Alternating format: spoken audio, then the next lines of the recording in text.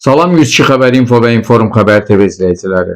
102 Xəbər Info və Inform Xəbər TV Azərbaycan xalqını qarşıdan gələn müqəddəs müsəlman bayramı olan Novruz bayramı münasibətindən təbrik edir.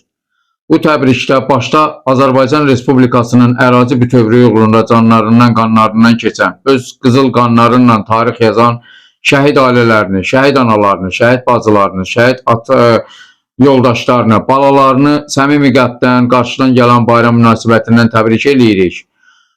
Bunların bir qismində də bizim qazilərimiz və veteranlarımızın da ailələrinə şamildir. Bizim qazi və veteranlarımız da bizim əfsanəvi şəhidlərimiz sayılırlar. Yəni ki, şəhidin yadigarları da onlar. Başa bayramlarını təbrik edirəm və bugünkü buraxılışımız nədən ibarətdir? 102 Xəbər Info və Inform Xəbər TV rəhbəri olaraq bəzi sosial platformalarda, yəni TikTok səhifələrində, TikTok platformalarında, sosial şəbəkələrdə bir vətəndaşın hansı ki özünü prezidentdən gələn fəxri diplom, Milli Məclisdən göndərilən fəxri diplom adlı, heç o vətəndaşın adını belə vurğulamaq istəmirəm. Nə ilə bağlıdır? Bir çox bizə zənglər daxil oldu ki, Azər müəllim, sizin belə bir işçiniz varmı? Özünü 102 Xəbər az saytının müavini kimi mən bəzilərinə izah elədim və gözəl də məni media nümayəndələri və bir çox iş adamlarına izah etdim və doğrudan da gördülər ki, bizdə 102 Xəbər Info gedir. 102 Xəbər az getmir. Ona görə də mən bu sosial şəbəkədə həmən vətəndaşdan müsahibə götürmüş, sözün düzü bölgəsinin müxbiri olan Ayşə xanımı efirimizə dəvət etdim ki, Ayşə xanım, gəlin bircə bunu araşdıraq, bircə bunun birbaşa efirdə verək ki, bir çox bizləri dinləyən, sizin o kanalı dinləyən, bizim kanalları dinləyənlərə agah olsun ki, o insan kimdir, nəçidir və nə kanalına qulluq eləyir və yaxud hansı sosial şəbəkədədir. Sağ olsun, Ayşə xanım da bizim dəvətimizi qəbul etdi və 102 Xəbər Info və Inform Xəbər TV-nin studiyasına gəldi.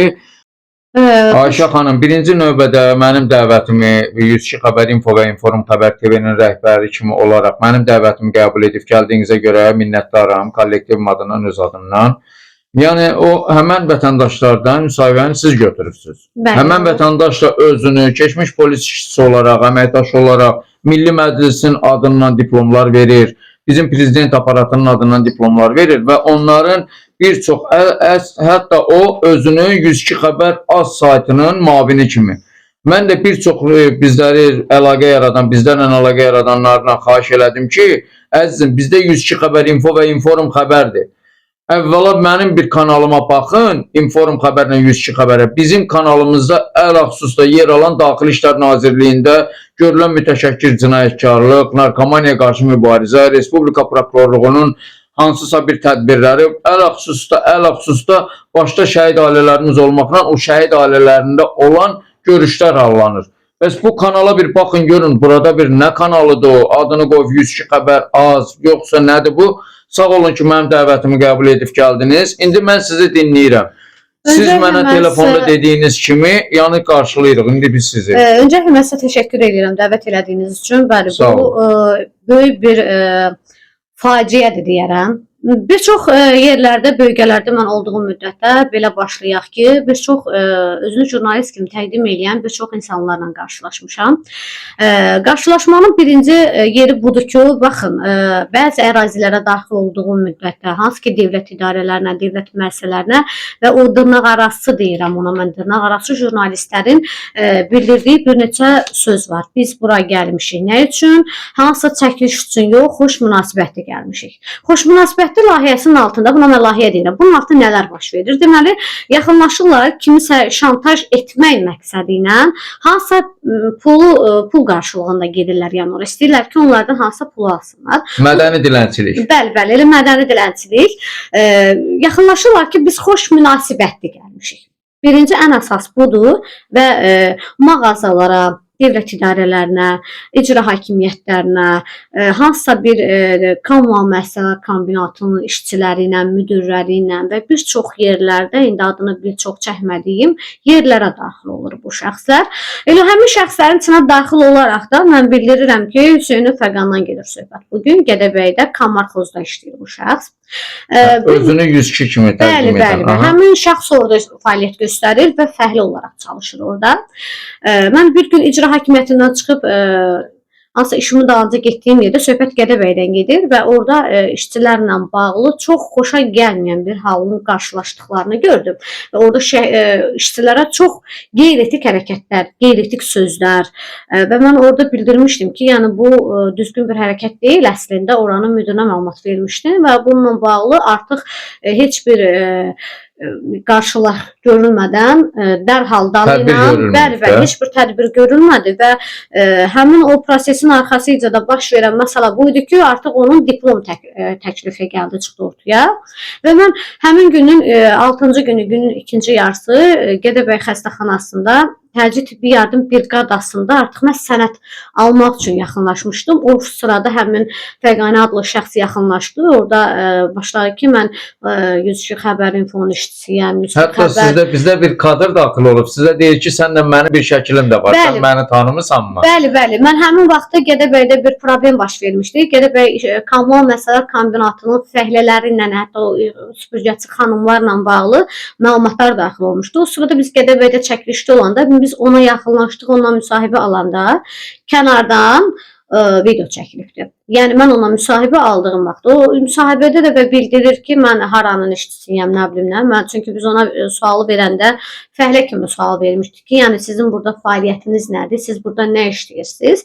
Və iş gördüyünüz iş vaxtı sizə hansısa artıq işlərə cəlb olunmusunuzmu? Və yaxud da xoşunuza gəlməyən işdə hansı bir halla qarşılaşmısınızmı? Bizim verdiyimiz suallar əksinə bu adamın və bizə verdiyi sual sizə də daxil olmuş kadrdaşı sualdır. Çox təəssüf eləyirəm ki, bəzən bax belə hallarla qarşılaşıram və ən əsası da mən düşünürəm ki, hər özünü idarə müəssisələrinə deyirəm ki, yəni yaxınlaşanda dövlət məmurlarının məlumat verməyinizi, hansı ki, xoş niyyətli gəlmişəm. Mən bir çox yerlərdə bundan qarşılaşmışam və mənə bildiriblər onu. Mən həmin idarələrə yaxınlaşan idarə müəssisələrinə bildirirəm. Oranın əməkdaşlarına məlumat verirəm ki, xahiş edirəm, belə bir məlumatla qarşılaşanda mən xahiş edirəm polis əməkdaşlarına, rayon üzrə polis əməkdaşlarına məlumat verəsiniz. Çünki bizim polislərimiz operativ işləyirlər, həqiqətən bax, işləyirlər. Elə gözəl bir nöqtəyə toxundunuz. Məndə bizdə kadrlar şöbəsi var, Fəridə xanım. Mənim göstəriş verirəm Fəridə xanıma ki, hansı rayona bizim ezam olunan işçilərimiz var. Yəni bilirəm, indi bilirsiniz, bilmirsiniz, bizim tərkibimizdə olan işçilərin hamısı sırf əmək müqaviləsindən çalışırlar. Əmək haqqı kartları ciblərində, maaş kartları, yəni qanun səviyyəsində işləyirlər. Dövlətə, dövlətçiliyə xidmət eləyənlərik. Yəni sizlər kimi. İntihası bir şey var ki, idarə müəssisə rəhbərləri gələn insanı qarşılayanda soruşmurlar ki, jurnalist kimi bəziləri çəkinir. Nədən çəkinirsən? İşində düzsənsə niyə çəkinirsən? İşində realsansa nədən çəkinməlisən? Və yaxud gəlirlər, bizə o günləri bir idarə müəssisənin adını deməyəcəm, mənə zəng eləyir ki, Azər müəllim, filan yerdən gəlmişdi, sizin əməkdaş deyil, deyirəm, xeyr, mənim orada əməkdaşım yoxdur. Deyirəm, nə olub, deyir, işini, gəlin, mənə deyir ki, mənə benzin pulu ver gedim. Elə bil, deyir, mən soqar da işləyirəm, ya harda işləyirəm, mənim özümdə gülmək tutdu. Yəni, bu bir növ jurnalistkiyanın alçaldılmasına gəlib çıxardır. Buradan mən də üzümü tuturam. Bax, Azərbaycan Respublikası Daxili İşlər Nazirinə, Azərbaycan Respublikasının Baş Prokuroruna, Dövlət Təhlükəsizlik Xidmətinə və ələxüsusda bu dövlətin başında duran cənab prezidentimizə və Mehriban xanıma üz tuturam ki, jurnalistika sayəsində çalışanların əksəriyyəti hansı rayona gedirsə, rayon icra hakimiyyəti başçılarına göstəriş versinlər. Daxil olanda, o icra hakimiyyətinə daxil olanda jurnalist kimi, onlardan o redaksiyanın fəaliyyətini yoxlasınlar. Qazeti varmı? Jurnalı varmı? Kitabı varmı? Fəaliyyəti nədir? Mənim özümə çox saylı zənglər gəlir.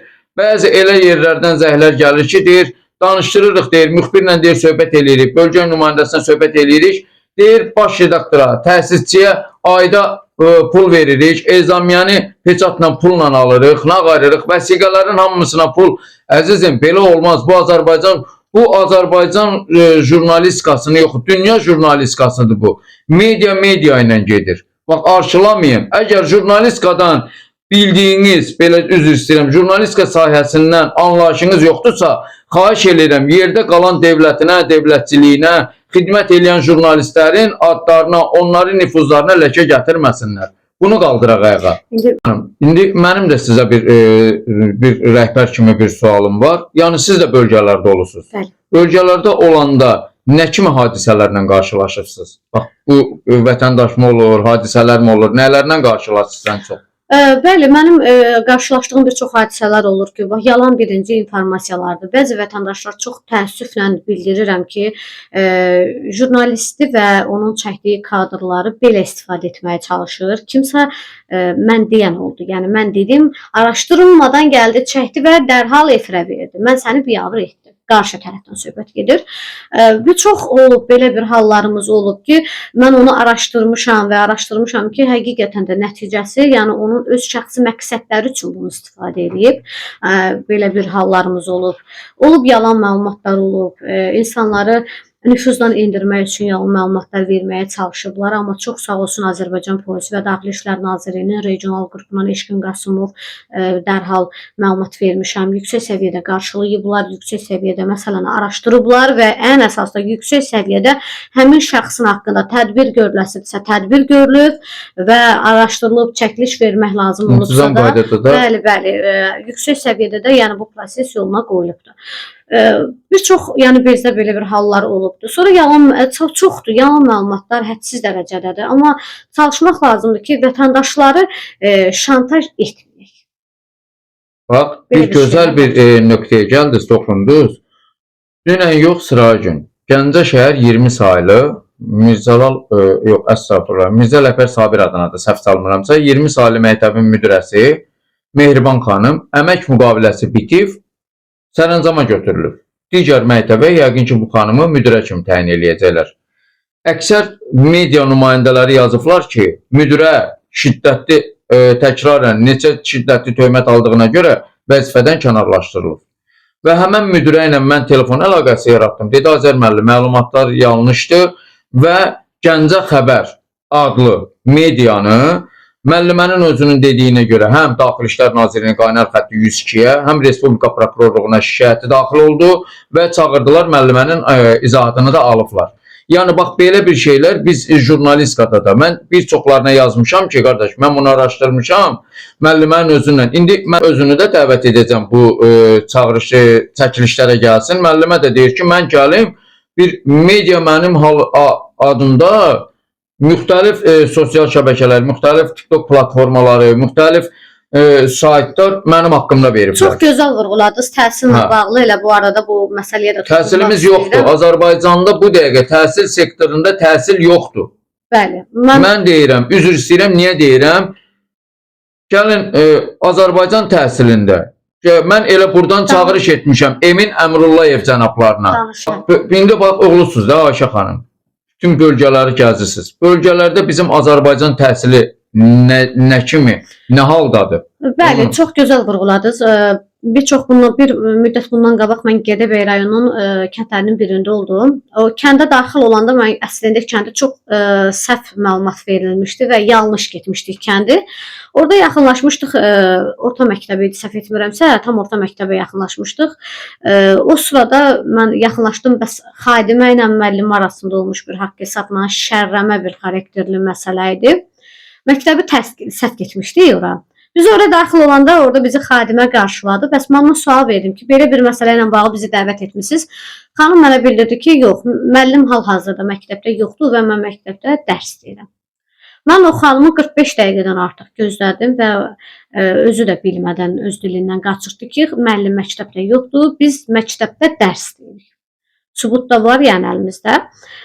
Təhsil, əgər bugün xadimələr məktəbdə dərs deyirsə, bizim görün təhsilimiz hansı vəziyyətdədir. Ümumiyyətcə bölgələrdə mən belə düşüncə ilə baxıram ki, bir çox məktəblərdə, öncəliklə də Ucqardağ rayonlarındakı məktəblərdə vəziyyət acınacaqlıdır, heç də yaxşı deyil. Yoxdur, Azərbaycanda təhsil yoxdur, sistemi yoxdur. Emin Əmrullayev cənabları əksinə jurnalistlərlə dostluq etməlidir, cənab nazirimiz. Əksinə jurnalistləri bilmirəm, elə bir qərar varmı, yoxdurmu? Jurnalistlər elə bil məktəbin düşmənidir. Xeyr, biz məktəbin düşməni deyilik. Sizin özünüz oxuduğunuz vaxtda hazırlığa getmişsinizmi Sovetlər devrində? Heç bir hazırlıq yoxdur. Bu müəllimə həm buradan əməyə qalır, dövlət büdcəsindən, Əmək qismində da içəri girirsən, bir sinifdə 11 uşaq olmalıdır, sinifdə 2 dənə uşaq var. Ancaq dərs saatından sonra müəllimə evdə qəşəng özünlə vergi ödəyirəm, nə ödəyirəm, dərs uşaq hazırlayıram. Sən vergi ödəyirsən, Azərbaycan təhsilində o qədər əlində diplomları qalan bizim zavallı gənclərimiz var ki, bəli, mən onlara zavallı da deyə bilirəm. O məktəbləri gözlərinin nurlarını tökürlər. Neçə ballarla onlar daxil olurlar. Bəs elə müəllimlərin ucbatından işsiz qalırlar. Bazarlarda pomidor, xiyar satan müəllimlər tanıyıram ki, mənim özüm. İndi bu yaxından böyük bir rezonansla bir məktəb var. Adını demirəm ki, o məktəbin müdiriyyəsi, o təhsil sektoru, o təhsil idarəsinin müdürü orada tez tələsik özünün işini görməsin. Bazarda şəkilini çəkmişik. Ancaq bir aydan bir, 3 aydan bir gedir qol çəkir, maaşını alır. İndi mən sizə bir dənə də bir sual vereyim. Bir çox rayonlarda oluruq. Şəxsən sizlər regionlar gəldiniz, mən rəhbər olaraq bütün regionlardan xəbərim var. Ələxüsus da mən birbaşa mütəmadi qaydada olaraq Daxili İşlər Nazirliyinin mətbuat xidmətlərindən ünsiyyətdəyəm. Bütün hamısından. Nə olanda onların qrupundayam, nə olanda hal gəlir.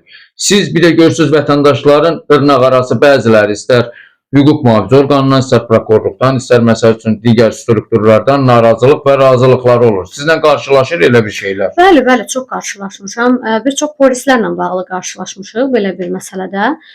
Çox təəssüf eləyirəm ki, qanun öz işini qanunla görən polis əməkdaşlarımız həddindən artıq yəni çoxdur ki, deyərəm ki, yəni polislər çox yüksək fəaliyyət göstərir. Vallahi elə polisimiz var ki, ailə üzrə görə bilmirlər işinlə bağlı. Amma hal-hazırda vətəndaşların bəziləri bundan razı deyil. Çünki öz xeyri üçün olan, ona razıdırsa, yəni onun xeyri üçündürsə, o polisdən təbii ki, razılıq eləyəcək. Amma qanun üzrə artıq bu qanun pozuntusu, bəli, qanun pozuntusu edibsə, buna hər hansı cərimə yazılıbsa, amma o cərimədən narazılığını bildirir və mən onu ödəyə bilmirəm, imkanım yoxdur və bu bizim Azərbaycanda dövlət büdcəsindən getməlidir.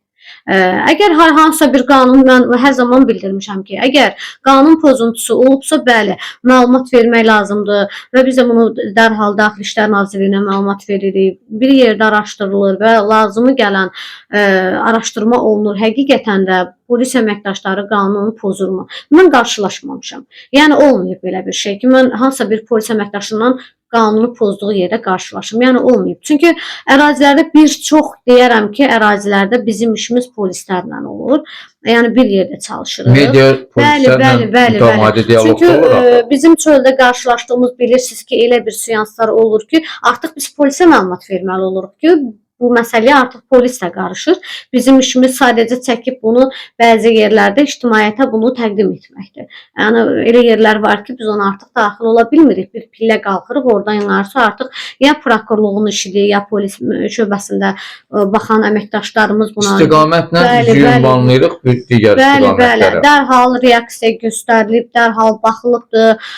Mən bildirirəm ki, bu məsələ elə bir məsələdir ki, Azərbaycanda heç özünü ən yaxşı tərbiyəli, ədəbli, hörmətli aparan Azərbaycan polisidir. Vallahi mən bir nöqtəyə toxunum ki, indi mənim məsəl üçün mən bir nöqtəyə toxunum. Azərbaycan polisi olmasa biz rahat yatırıq gecələr. Bəli. Onlar öz yuxusuz qalma günlərini, güzaranlarını xalqa, millətə tövsiyə eləyirlər. Xalqın, millətin əsasının keşiyində dururlar. Azərbaycan polisi olmasa Azərbaycanda digər ölkələrə baxırıq da. Hər gün efirlərdə baxırıq, kanallara baxırıq, xarici kanallarına baxırıq. Azərbaycan polisi olmasa, Azərbaycanda soyğunçuluqda baş alıb gedər. Mütəşəkkir cinayətkarlığında sayı artar. Narkomaniyada baş alıb gedər. Cavanlarımız pozular. Üzr istəyirəm bütün xalqdan əxlaqsızlıq hərəkətlərinə belə, qadın cinsiyyətindən pul qazanma həddarına da. Buna görə də Daxili İşlər Nazirliyinin digər bir strukturu var, İnsan alverinə qarşı mübarizə idarəsi. Daxili İşlər Nazirliyinin digər strukturu var, Narkomaniyaya qarşı mübarizə baş idarəsi. Daxili İşlər Nazirliyinin digər strukturu var, kiberdələduzluğa qarşı. Yəni material verir və materialın qarşılığında qarşı tərəfdən pul istəyir, ya nağarır, hədə qorxu ilə pul tələb eləmək. Bəli, bu gözəldir. Demək, Azərbaycan polisi başda cənab nazirimiz Vilayət Eyvazov cənabları olmaqla gözəl strukturla işləyirlər. Gücləndirilmiş iş rejimindədirlər. Ancaq bəzi vətəndaşlarımız qarşılaşa da bilirlər, qarşılaşmaya da bilirlər. Onların Nələr, sizdə də elə şeylərlə Bəli, bəli. qarşılaşırsınız? Mən məsəl üçün mən hələ tanışdığımız olmayıb. Bizim Şəmkir polis şöbəsinin rəisi ilə mən onun bir dəfə ad günündə bir şəklində təbrik yazmışdım.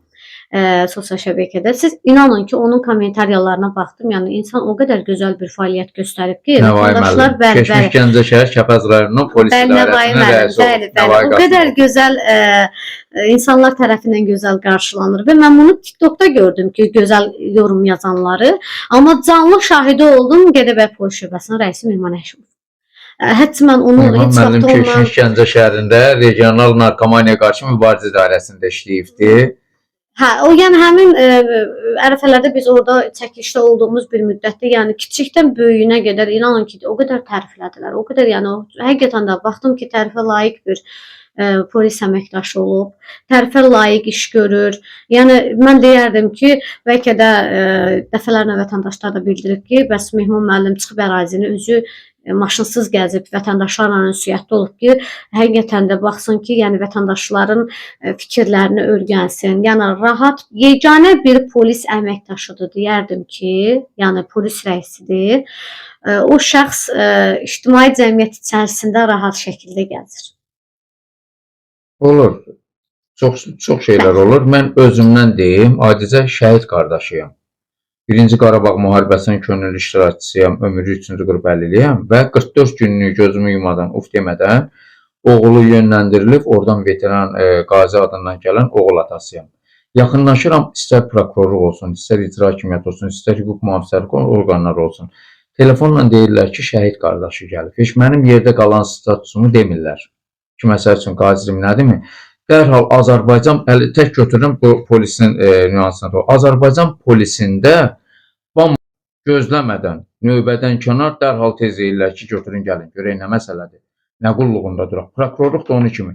İndi bizim bugünkü çıxışımız nədən ibarətdir? Azərbaycan polisindən, Azərbaycan prokurorundan, devlətimizin başçısından, dövlət təhlükəsizlik xidmətindən saxta jurnalistlərin ayağının yığılmasından. Bəli, bəli, həqiqətən də baxın, bu zamanədə mən yenə də vətəndaşlara Yuxudan duran bir bir açır, bir TikTok açır, YouTube kanalı açır. Ədliyyə Nazirliyindən onun çıxışı, reestri varmı? Nizamnaməsi varmı? Birinci icra hakimiyyətlərindən onu xahiş edirik ki, onu soruşsunlar. Bu insan yuxudan durur, bir dənə TikTok səhifəsi açır, sabahları da gedir, deyir ki, məsəl üçün mən gəlmişəm, bu yazıları vermişəm, bir onu maraqlanın, görün, bunun bir nizamnaməsi varmı, kapitalı varmı, bunun bir devriyəsi varmı, bunun bir qazeti, jurnalı, bir nəyisə də varmı? Bax, bundan bizim xahişimiz odur. Bəli, tamamilə doğrudur və düz vurğuladınız. Şəhid ailələrindən söhbət getdiyi sırada elə bu sırada bu mövzuya biraz toxunmaq istəyirəm. Bir çox hallarda və bir çox yerlərdə şəhid ailələrinin adından istifadə olunduğu proseslərlə də qarşılaşmışıq. Sanki elə düşünürlər ki, elə mənim evladım şəhid olmalı idi və mən bundan istifadə etməli idim. Allah şəhidlərimizə rəhmət eləsin. Məqamları ucadan uca olsun deyərəm, amma bir çox şəhid ailələri var ki, ehtiyacı var. Bəli, düzdür bu. Mən çox yerlərdə olmuşam bu barədə. Elə bir şəhid ailələrinin evində olmuşam ki, onun ehtiyacı var, amma heç vaxt icra hakimiyyətinin qapısını açmayıb. Heç valla bizim işçiləri, mənim işçilərim şəhid ailəsində olur, deyir bir dənə dəfn olunanda gəliblər. Elə şeylər görürük. Bəli, görmüşəm və sübutumuz da var bununla bağlı ki, hansısa şəhid ailəsinin şəraiti də baxmışam, o deyil. Amma bir dəfə mən dəfələrlə demişəm ki, bəs niyə icra hakimiyyətlərinə müraciət etmirsiniz bununla bağlı? Tanıram, mən nə deyim dedim. Yəni çalışmaq lazımdır ki, o şəhidlərimizi tanıdaq. Elə onun birinin anası Anar Hüseynov var Şəmkirdə, tanıyıram. Tək anadır. Ondan başqa oğlu yox idi. Mən o xanımı hələ o şəhid anası öpürəm onun əllərindən bir dəfə sosial mediada görməmişəm. Mənim anamı görürsünüzmü? Respublikanın ilk şəhid anasıdır. Görürsünüzmü? Görməmişəm. Mənim anamı kimsə də görə bilməz. Nə adımıza, bax, buradan efir vasitəsindən də deyirəm, nə adımıza həmən şəhidin adından istifadə edib kafe açmamışıq, nə restoran açmamışıq, nə, məsəl üçün, kiminsə də hansısa bir kafe, bar, çayçı, restoran onlara, üzr istəyirəm, ruloru dilində deyim, kirişalıq eləmirik. Yəni, o şəhid olanda 2 balası qalmışdı. İndi mən onun efirdə şəklini də sizə təqdim edəcəm. Yəni, bu bir dənə bizdə bax budur. Şəhid qardaşıyam. Ancaq ki, nəyə? o şəhid rahat yatsın. Ancaq şəhidlərimizin ailələrini nəzarətdən keçirən məmurlarımız varsa, nəzarətsiz qoyanlar onlara ar olsun. Çünki dövlətimizin başçısı İlham Əliyev cənablarının və Mehriban xanımın həssas yeri şəhid ailəsidir. Bütün bu strukturda çalışanlar, bu stolda oturanlar, bu kresloda oturanlar hamısı şəhid ailələrinə borcludular. Biz də bu addan, onda cənab prezidentimiz desin ki, mən ulu öndər yadigarıyam, Heydər Əliyevin bu dövləti quran, dövlətin memarı olan, məsəl üçün, bunun bir oğluyam mı? Xeyr, yaraşmaz. Deyir, ağac nə qədər bar gətirirsə, başını o qədər də aşağı salır. Bizə səhiyyəmizdə də var, uçurum yerləri var, gözəl yerlər də var. Səhiyyə ilə bağlı qarşılaşıbsınızmı? Bəli, qarşılaşmışam. Bir yox, bir neçə dəfə qarşılaşmışam. Bu proses ən çox təcili tibbi yardımda olub və böyük xəstəxanalarda olub. Həkimləri qoyaq bir qırağa, medsestralar sanki rüşvətxordur. Tibb bacıları. Bəli. Bu arada da bu yaxınlarda elə bir problemlə qarşılaşmışdım. Evə daxil çağırdığımız təcili tibbi yardım briqadası içəri girən kimi pul vermədiyimə görə məni təhqir və tənqid elədi. Mən onu çağırışa ödəniş ödəmədim deyə. Mən bu qısa kamera arxası sorğu keçirtmişdim vətəndaşlarla və bütün vətəndaşlar bu cümləni vurğuladı ki, gələn medsestraları, həkimlər, evə çağırdığımız həkimlər daxil olanda ilk öncə 30 manatdan pul istəyirlər. Hər həkimə 10 manat və maşına isə 10 manat. Bəlkə bəs bizə bəzi ödənişlər verməlisiniz, bəzi ödənişlər verməlisiniz ki, biz sizə hansısa bir yardımı eləyək. Və bu çox təəssüf ki, mənim də başıma gəlib. Hətta xəstəxanada da gəlib, evə çağırdığımız təcili yardımda da gəlib ki, həkim ödəniş vermədiyinə görə ümumiyyətcə gələn pasientlərə dırnaq arası baxılır. Olur da, çünki var, bizim dövlətin yaxşı yerləri də var. Yəni pis yerlər. Pis yerlərindəki cənab prezident tərəfindən dərhal nəzarətə götürülür, verilir hüquq mühafizə orqanlarından prokurorluğa və dövlət təhlükəsizliyi. Ayrıca görürsünüz, neçə dənə rayon icra hakimiyyəti başçıları prezidentimizin qəzəbinə tuş gələrək yüksək şəkildə araşdırma, yoxlamalar aparır və icra başçıları və onun ətrafında olanlar, müavinlər olur, memarlıq şöbələri olur, kimlər olur, vətəndaşları acınacaqlı dərəcədə boğaza yığan məmurlarımız var. Həmən bu məmurları da ki, bizim diqqətimiz yox, dövlət başçısının diqqəti sayəsində yetərincə də, layiqincə də cəzasını alırlar. Bəli, heç kim qanunu poza bilməz. Azərbaycanda bir qanun var və buna Azərbaycan vətəndaşları və polis əməkdaşları eynidir. Biz əldə elədiyimiz məlumata görə də bu çəkilişdən sonra həmən vətəndaş özünü Milli Məclis adından, Prezident aparat adından və yaxud 102 adından istifadə edən vətəndaşımız layiqli cəzasını alıb, onsuz da inzibati cəzalandırılıb. Bəli. Çox sağ olsunlar bizim Azərbaycan polislərini. Dərhal lazım gələn tədbir görüldü o şəxs haqqında və artıq indən belə o şəxs nəzarət altındadır. Mən buradan bildirirəm ki, həmin şəxs Gədəbəy Kommunal Müəssisələr Kombinatının fəhləsidir. O mənə sadəcə vətəndaşların, bir çox vətəndaşların verdiyi məlumat olub ki, bəs bu həmin şəxsin Fəqaninin cibindəki vəsiqələr. Mən də eşitmişim onu ki, çox saylı jurnalist vəsiqələri var cibində və yaxud digər vəsiqələr var, ictimai nəzarətlər var, ictimai birliklər var. O mənə də çatıbdır o məsələlər. Bəs bu vəsiqələri ona kim verib, necə verib? Məlumatınız var bununla bağlı? Xeyr. Mən heç maraqlanmıram. Əsası maraqlanmıram. Çünki Azərbaycan polisi onu onsuz da inzibati cəzalandırıbsa, demək bu işi hüquq mühafizə orqanlarının işidir. Biz yetərincə hüquq mühafizə orqanlarına sizdir, bizdir, digər dövlətə xas olan mediamız varsa, hüquq mühafizə orqanlarına təkan verib, müxtəlif faktları verməliyik ki, hüquq mühafizə orqanları da o faktları o işlərə əlavə edirlər və ciddi araşdırmalar aparırlar. Yəni belə bir şeylər. İndi əlbəttə ki, o bizə çatandan sonra biz indi siz də mediasız, biz də mediayıq. Biz də bu sahədə çalışırıq. Mənim buradan çıxışım. Siz də bir qurumdasınız, mən də bir qurumdayam. Jurnalistlərədir. Jurnalist vəsiqəsi daşıyan jurnalistlərədir. Baş redaktor və təsisçilərədir ki, vəsiqələrə görə aylıq pul almayın müxbirlərdən. Və ona görə də hüquq mühafizə orqanlarından xahiş edirik, icra hakimiyyəti başçılarından xahiş edirik, yaxınlaşan medianın, özünü media jurnalist kimi təqdim edənlər qazet jurnallarını tələb eləsinlər. onların fəaliyyətini yoxlasınlar.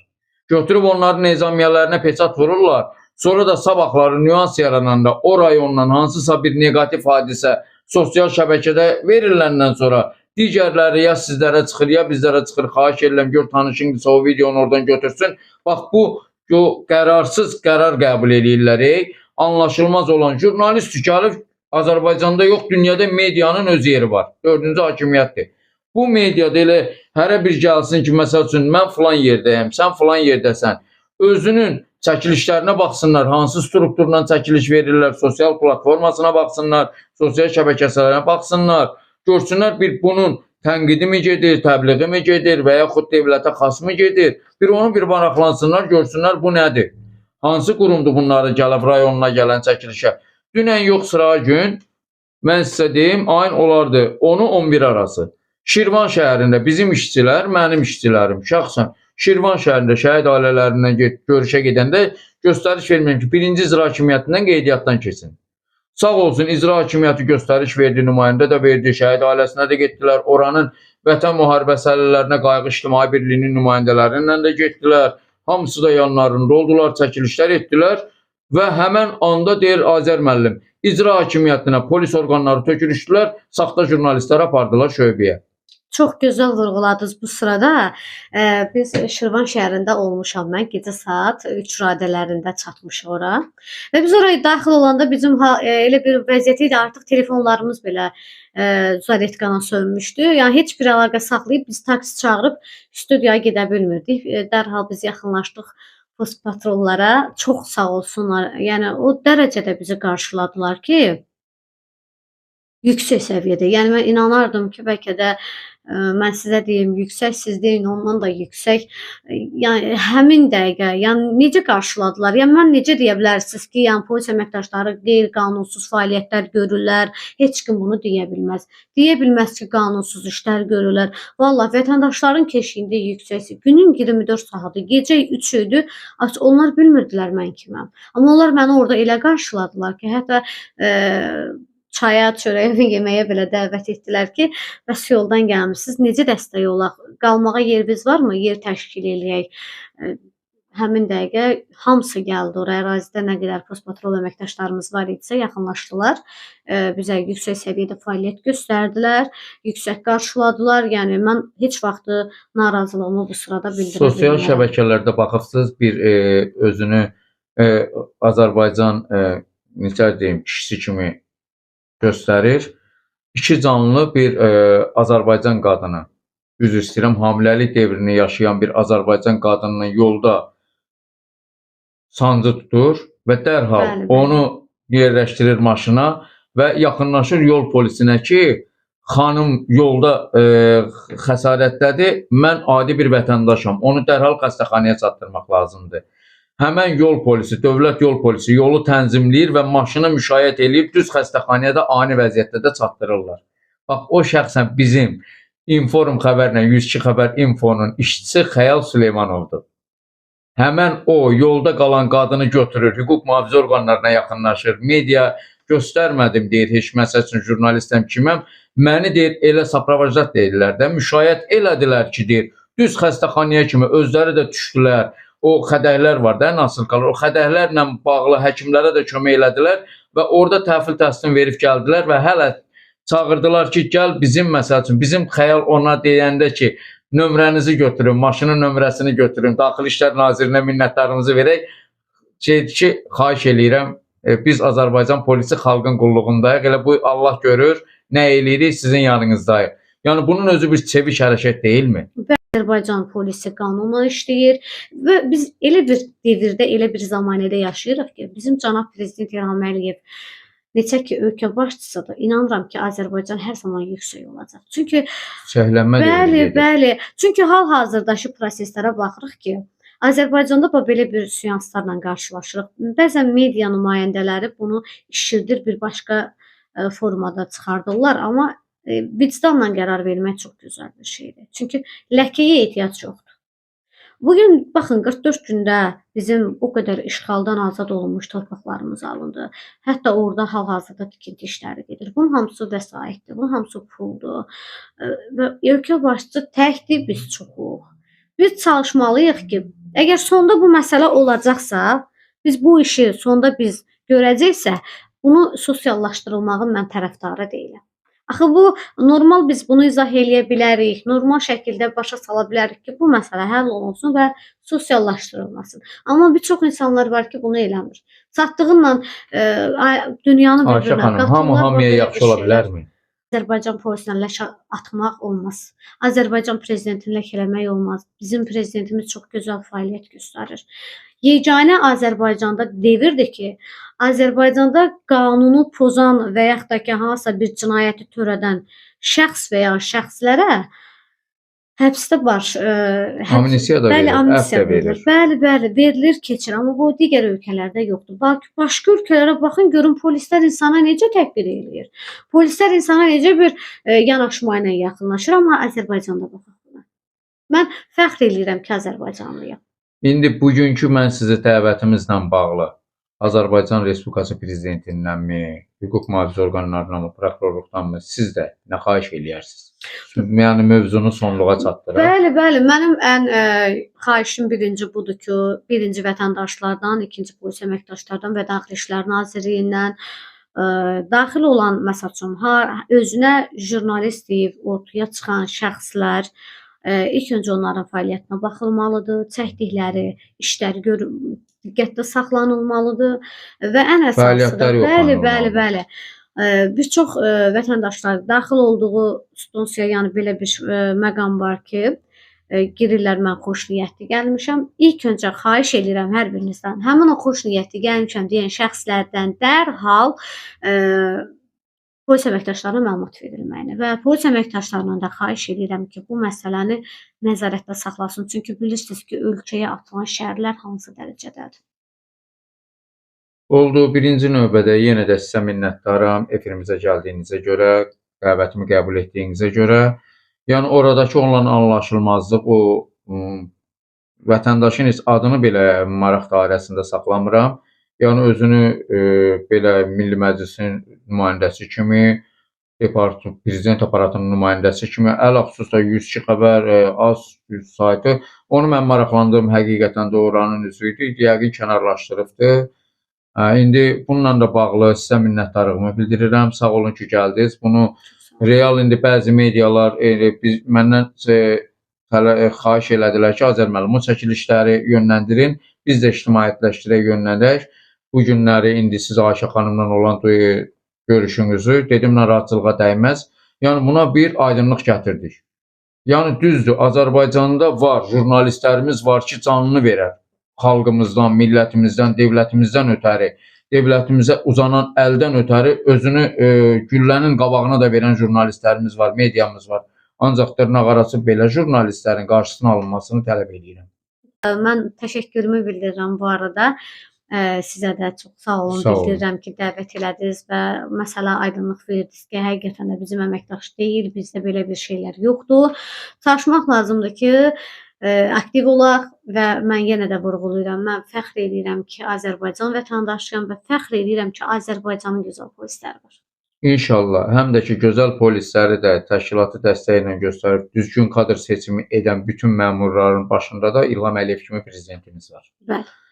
Əziz izləyicilərimiz, 102 Xəbər Info və Inform Xəbər TV izləyiciləri, ilk öncə hər birinizə bizim bu özünüzün qızıldan qiymətli, dəyərli vaxtınızı bizim bu müsahibəmizə sərf edib sona kimi dinləməyinizə görə minnətdarıq. Kanalımıza abunə ola bilərsiniz və dünyada və respublikada baş verən bütün hadisələrlə də halal olarsınız və ələlxüsusda minnətdarlığımı bildirirəm. Bizim dəvətimizi qəbul edib gəldiyinə görə Ayşə xanıma minnətdarlığımı bildirirəm. Bizlərlə qalın, növbəti çəkilişlərimizi izləmək ümidinlə.